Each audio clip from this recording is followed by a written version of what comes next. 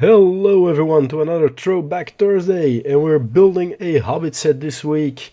The Mirkwood Elf Army builder set, yeah, that was actually how it was called. It's number 79012, and I bought it back then pretty cheaply at the Batsmith in Antwerp. So with that, I also got the Good Morning Bilbo poly bag, which I will do on another moment. A rather popular set as it comes with Trandwill, but interestingly also with 3 Elven and 2 Orcish troops, so it's a real army builder set in other worlds, like the small Helm's Deep expansion was, though that one might have been better off with 2 Rohirrim and 3 Uruk-hai instead of its current 1:4 ratio.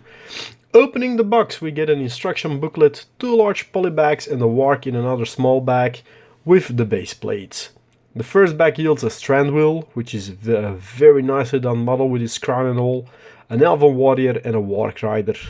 We start the build by putting together the base of the central tree in the build.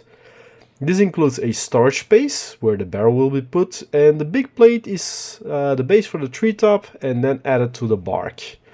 The tree has a sort of catapult, sorry for the sniffing, I've got a bit of a cold, whose play feature is apparently to launch an elf amidst his foes.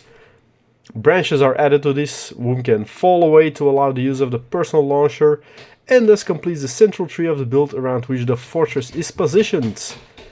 Bag 2 yields us both elven archers and the Gundabad orc foot trooper. As most of the Lord of the Rings The Hobbit models, in my humble opinion, they come with some fantastic printed designs on the chests and legs. The first thing we get from this bag is a small shrine, with space to attach some weapons as well. Now we need to start the walls of the set. These are small sections to be connected on a hinge, so you can position them as you like up the angles of, I believe, 90 degrees per section. These sections are made up of some interesting color combination stacks of brown, tans and greens, because, yeah, well, you want to have that foresty Mirkwood feel to it, of course. Though they are essentially following the same building structure, they do look all sorts of different compared to each other. Exquisitely beautiful designed shields are added to the front of the walls, as well as some sort of, missile launcher, ballista. The final thing to put together is a siege ladder for the orcs, essentially a light version of the build featured in the Helm's Deep set. The wall sections, central tree and the shrine are then connected to complete the full building. And we get an interesting mix of leftover pieces as well from the set, including an extra elven dagger. And as such, this set stands completed. This is one of those sets I'm not entirely sure about why it turns out to be so awesome.